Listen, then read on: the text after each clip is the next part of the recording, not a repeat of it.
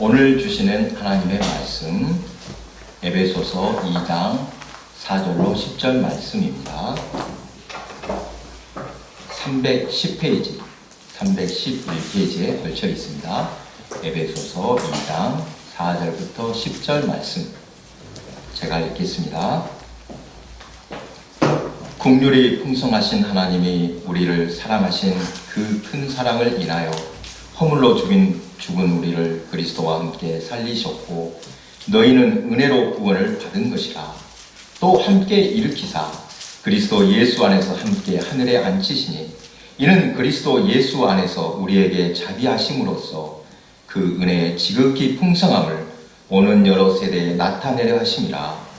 너희는 그 은혜에 의하여 믿음으로 말미암아 구원을 받았으니 이것은 너희에게서 난 것이 아니요 하나님의 선물이라.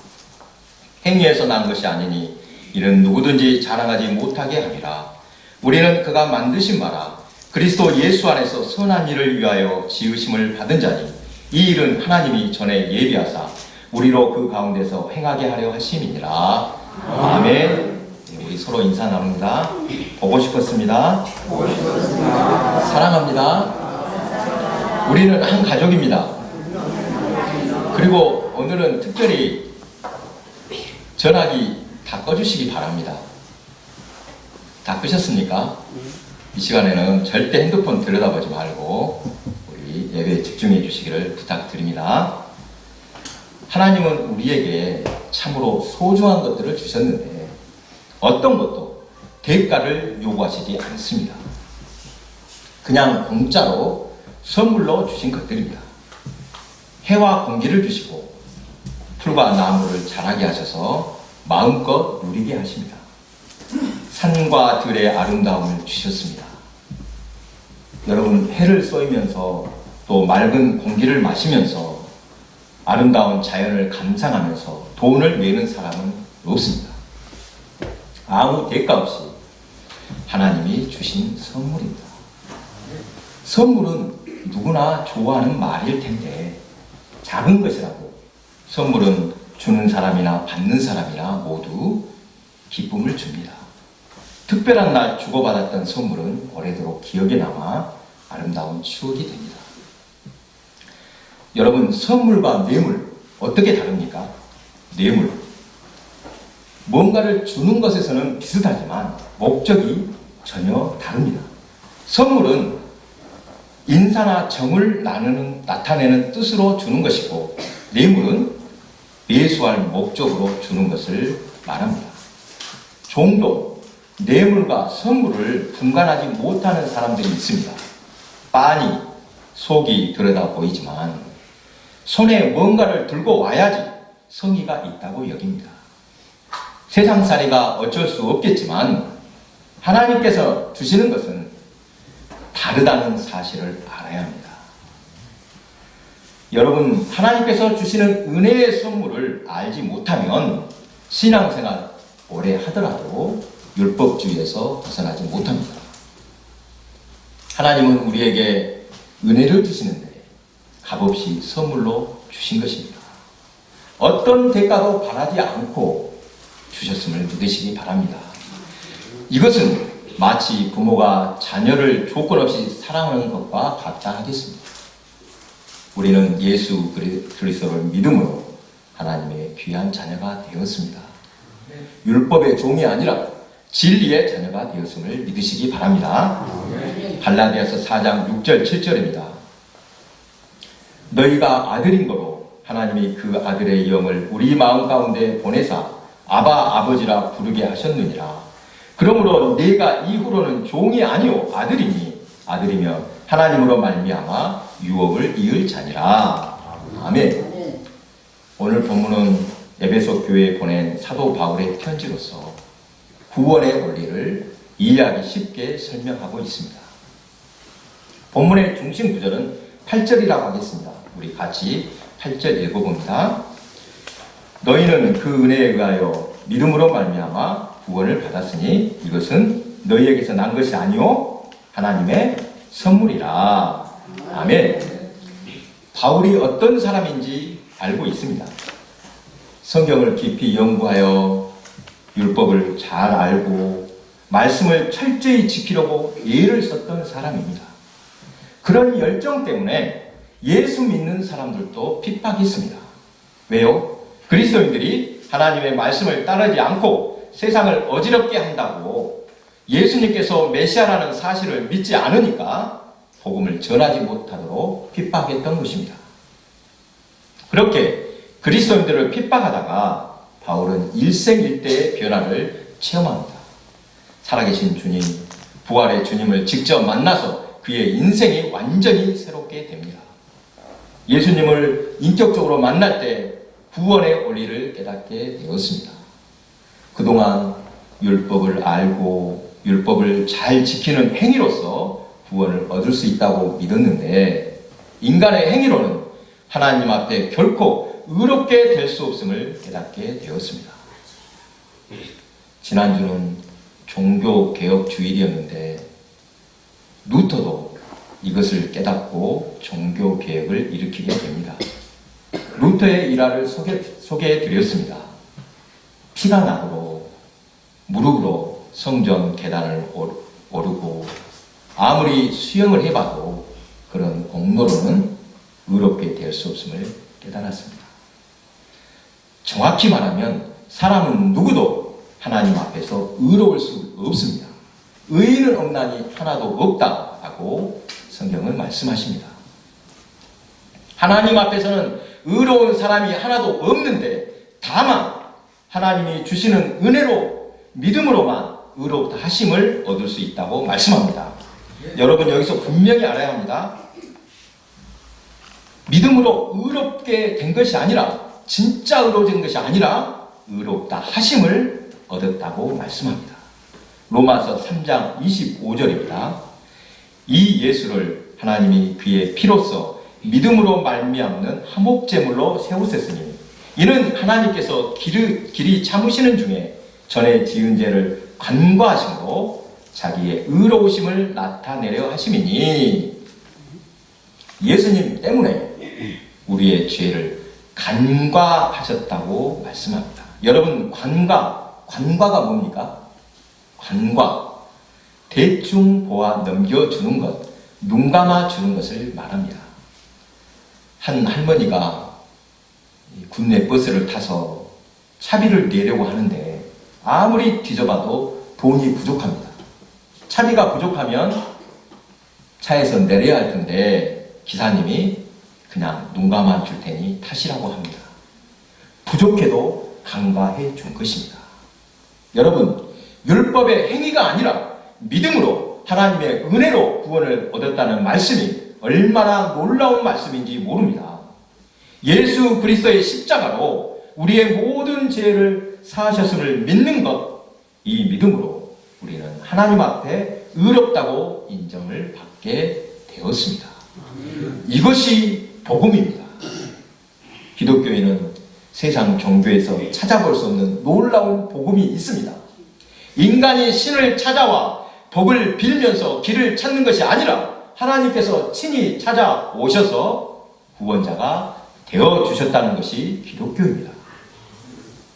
그런데 더 놀라운 것은 하나님께서는 어떤 조건이나 공로를 요구하지 않으신다는 사실입니다. 오직 필요한 것 한 가지, 믿음입니다. 거룩하신 하나님, 어떤 것도 부족함이 없으신 하나님은 우리에게 특별한 것을 요구하시지 않습니다. 구원의 조건으로 희생해라, 물질, 봉사, 기도를 드려라 이렇게 요구하시는 것도 아닙니다. 이렇게 말씀드리면 신앙생활 오해할 이유도 있지만 기독교는 긍휼의 종교입니다. 하나님의 한없는 인자와 사랑을 믿고 그 기쁨을 누리는 것입니다. 기독교에는 세상 어떤 종교에서도 찾아볼 수 없는 복음이 있다고 했습니다. 복음이란 어려운 영어가 아니니까 영어로 뭐라고 합니까? 복음, 굿 뉴스라고 합니다. 글자 그대로 해석하면 좋은 새 소식입니다. 복음이란 세상에서 찾아볼 수도 생각지도 못했던 소식이라는 뜻인데 참으로 맞는 말씀입니다. 하나님이 인간을 사랑하셔서 친히 육신을 입고 이 땅에 임하셨습니다. 경배와 찬송만 받으시기 위함이 아니라 온전히 섬기고 끝까지 사랑을 쏟아주시기 위해서 이 땅에 오셨음을 믿으시기 바랍니다. 전에 복음을 깊이 이해하지 못할 때는 마음에 평화가 없었습니다. 나 같은 인간을 하나님은 받아주실까? 받은 은혜를 금방 다 까먹고 이렇게 한심하게 사는 자신이 너무도 밉다. 자책한 적이 많았습니다. 회개하는 마음으로 돌이키는 기회로 삼으면 약이 되겠지만 이러한 자책도 좋은 것이 아닙니다. 옛날 학창시절에 부모님이 하셨던 말씀 중 훗날 이것이 거짓말이었겠다라고 여긴 말이 있습니다. 너희 때문에 이 고생을 한다. 이런 말씀을 들으면 크게 부담이 되었습니다. 부모님 고생시키는 것 같아서 공부 포기하고 돈을 벌러 가야 하나. 너무도 미안한 마음이 들었던 기억이 납니다. 그런데 결혼해서 가정을 꾸리고 자녀를 양육해보니 그렇게 말씀하신 부모님 속뜻을 이해할 수 있었습니다. 고생스러워도 그것은 즐거운 고생이니 기꺼이 희생할 수 있었을 것입니다. 무거운 짐이라도 그것은 행복한 짐이었을 것입니다. 제가 아는 어느 목사님은 아버지에게 말대꾸를 한마디도 못할 정도로 엄한 가정에서 자랐다고 합니다. 어찌나 무섭던지 집에서 아버지 만나기 싫어서 슬슬 피해 다녔다고도 합니다. 저희가 성장할 때만 해도 대체로 아버지는 무서운 분으로 여겨졌습니다. 아이들 엄하게 키워야 한다는 것이 그 당시에 풍조였던 것 같습니다. 그 목사님 댁에는 딸 둘, 아들 하나, 자녀가 셋 있는데 아들이 고등학생이 된 후 아버지인 목사님에게 대들었다고 합니다. 목사님은 그때 아이에게 그러면 안 된다 타이르면서도 속으로는 기쁜 마음이 들었다고 합니다. 자신은 자라면서 한 번도 말대꾸도 할 수 없었는데 조금 건방지더라도 당당하게 아버지에게 말대꾸하는 아들이 오히려 귀엽게 보였다고 합니다. 호세아 6장 6절입니다. 나는 인애를 원하고 제사를 원하지 아니하며 번제보다 하나님을 아는 것을 원하노라. 호세아 선지자는 하나님을 아는 것이 얼마나 중요하다니 번제를 드리는 것보다 하나님을 온전히 아는 것이 중요하다고 말씀합니다. 이스라엘이 죄의 길로 가는 것도 하나님이 어떤 분인지를 모르기 때문이라고 합니다. 하나님을 아는 것은 쉬운 일이 아닌데 다만 우리는 예수님을 통하여 하나님을 알 수 있습니다. 구약에 나타난 하나님은 인간이 결코 다가갈 수 없는 분으로 그려집니다. 이스라엘 백성들은 여호와라는 야훼라는 이 이름도 입에 담을 수 없다고 책에 그 이름이 나오면 읽지 않고 넘기거나 주님이라는 뜻의 아도나이라고 대신 읽었습니다. 그런데 예수님께서는 하나님을 아바, 아버지라고 부르셨습니다. 이것을 보고 유대인들은 펄쩍 뛰었습니다. 감히 하나님을 아빠라고 부른다고 매우 불경스럽게 여겼습니다. 이것은 참으로 놀라운 일입니다. 율법에 얽매여 있던 백성들에게 하나님은 까다롭고 무서운 분으로서 쉽게 다가갈 수 없는 분이었는데 완전히 새로운 아버지 하나님의 모습을 보여주셨습니다. 지금 우리가 하나님을 아버지라고 부르는 것은 조금도 이상하게 여기지 않습니다만 당시 유대인들에게는 참으로 놀라운 일이었을 것입니다. 어떻게 하나님을 아빠, 아버지라고 할 수 있냐는 것입니다.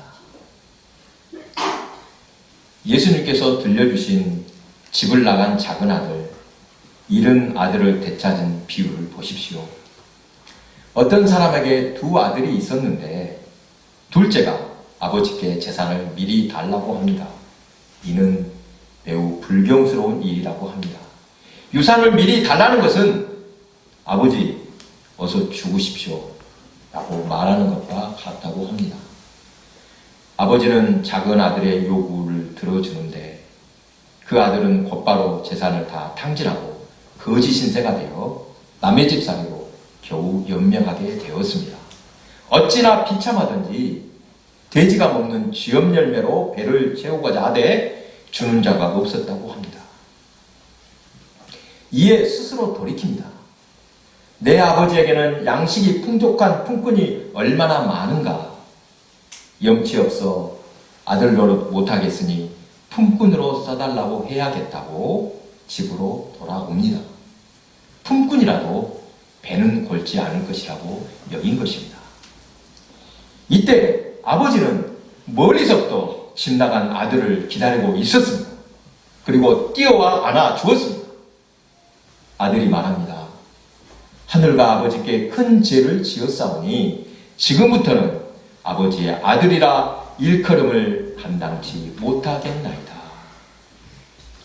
이때 아버지는 한마디도 탓하거나 꾸짖지 않고 종들에게 명하여 좋은 옷을 입히고 손에 가락지를 끼우고 신발을 신기고 살진 송아지를 잡아 잔치를 벌이도록 했습니다. 밭에 나가 있던 큰아들이 이 소식을 듣고 아버지께 따졌습니다. 내가 열에 아버지를 섬겨 명을 어김이 없거늘 내게는 염소 새끼라도 주어 나와 내 것으로 즐기게 하신 일이 없더니 아버지의 살림을 창녀들과 함께 삼켜버린 이 아들이 돌아오매 이를 위하여 살진 송아지를 잡으셨나이다. 아버지가 큰아들에게 대답합니다. 너는 항상 나와 함께 있으니 내 것이 다 내 것이로되 이 내 동생은 죽었다가 살아났으며 내가 잃었다가 얻었기로 우리가 즐거워하고 기뻐하는 것이 마땅하노라. 사랑하는 교회 여러분, 하나님께서는 우리의 어떤 허물과 약함도 탓하지 않으시고 있는 그대로 받아주심을 믿으시기 바랍니다. 오히려 우리가 힘들고 어려운 처지에 놓여 있을 때 자랑스럽지 못한 상태로 하나님 앞에 가까이 가지 못하겠다고 할 때 더 크신 은혜와 사랑으로 우리를 맞아주실 것을 믿으시기 바랍니다. 이것이 복음입니다. 내가 뭔가를 잘해서 그럴만해서 주시는 것이 아니라 아무 조건도 공로도 없이 하나님께서 선물로 주셨습니다. 영어로 No Charge 라는 흥미로운 노래가 있습니다. 엄마의 사랑은 No Charge, 그러니까 공짜, 무료라는 주제로 이것을 직접 들어보면 큰 감동일 텐데 우리말로 한번 옮겨보았습니다. No Charge가 뭔 뜻이라고요? 차지라는 말은 뭔가를 청구했다는 뜻인데 No Charge는 공짜, 무료라는 뜻입니다. 저녁을 준비하고 있는데 내 아이가 부엌에 와서 뭐라고 쓴 종이를 건네었다. 손을 앞치마에 닫고 그 종이를 받아 읽었다. 거기에는 이렇게 쓰여 있었다. 잔디 깎은 대가로 $5. 이번 주 내 침대 정리 $1. 가게 심부름 50센트. 엄마가 가게 간 동안 동생 돌봐준 값 25센트. 쓰레기 버린 일 $1. 좋은 성적표 받아온 값 $5. 마당 쓴 값 $2. 총 청구액 $14 75센트. 잔뜩 기대하고 있는 아이를 보면서 마음속에는 여러 가지 생각이 스쳐 지나갔다. 한참을 망설이다가 그 종이의 뒷면에 펜을 들어 쓰기를 엄마가 이제 아들한테 청구하는 것입니다. 9달 동안 내 뱃속에 키운 값 No Charge, 무료. 아플 때마다 잠 못 자고 너를 위해 기도하고 간호해준 값 No Charge, 무료. 수년간 너를 위해 시간을 투자하고 눈물을 흘렸던 일도 무료. 모두 더해도 내게 준 내 사랑의 값은 무료 거저구나. 네 걱정으로 가득 찬 나날들, 장래를 위한 염려들 무료. 내게 준 충고와 가르쳐준 지식, 내 학교 교육비도 무료. 장난감, 음식, 옷, 콧물 닦아준 일 무료란다. 내 아들아, 다 더하면 나의 모든 사랑은 무료란다. 아이가 다 있더니 아이의 눈에는 커다란 눈물이 글썽이고 있었다. 그리고 나를 올려다보며 말하기를 엄마 정말 사랑해 라고 했다. 그리고 펜을 꺼내 아주 큰 글씨로 이렇게 썼다. Fade in full, 완불. 아이가 완불이라고 한 것은 정말 엄마 정말 사랑해 라는 고백 속에 답이 있습니다. 사랑하니까 값이 필요 없다는 것입니다. 여러분, 예수님께서 십자가에서 남기신 말 다 이루었다 라고 할 때 그것도 영어로 옮기면 뭐라고요? 아까 영어가 fade in full, fade in full이라고 합니다. 지난주 복음의 안기다라는 책을 다시 읽었습니다. 환경운동가인 최병성 목사님이 저술한 책으로 신앙생활에 감격이나 기쁨이 없어진 이유가 무엇인지 다시 회복하려면 무엇을 어떻게 해야 할지 생각하게 하는 책이었습니다. 복음이 답입니다. 복음에 안기면 됩니다. 너무도 단순 명료한데 이것을 잊고 있었습니다. 우리는 때로 뻔뻔해질 필요가 있습니다. 하나님 앞에서 낯짝이 두꺼워야 할 때가 있습니다. 어차피 하나님은 우리의 공로나 율법의 행위를 보시는 것이 아닙니다. 그런 조건을 따지자면 하나님께서 눈 감아주시지 않고 제대로 살피신다면 누구도 하나님의 기준을 통과하지 못할 것입니다. 율법의 행위로는 결코 의로워질 수 없다는 것이 바로 이것입니다. 어차피 안 될 것을 억지로 예수면서 살지 않아도 된다는 것입니다. 이것은 무책임하게 살라는 뜻이 아닙니다. 복음 안에, 주 안에서 진정으로 마음의 평화, 하나님의 주신 은혜를 누리라는 것입니다. 여러분, 누구나 실수를 하면서 삽니다. 기독교는 도덕적으로 살기 위한 종교가 아닙니다. 신앙생활을 잘 하다 보면 자연스럽게 변화가 될 것이지만 복음은 우리에게 하나님의 자녀로서 부담감으로 무엇을 어떻게 하라 말씀하시지 않습니다. 그냥 있는 그대로 자신의 자리에서 하나님께서 주시는 은혜, 이미 선물해 주신 것을 마음껏 누리면 됩니다. 사랑하는 교회 여러분, 오늘 이 시간 잃었던 감격과 기쁨을 회복하시고 진정한 하나님의 선물, 그 은혜가 무엇인지 그 은혜를 누리시기 바랍니다.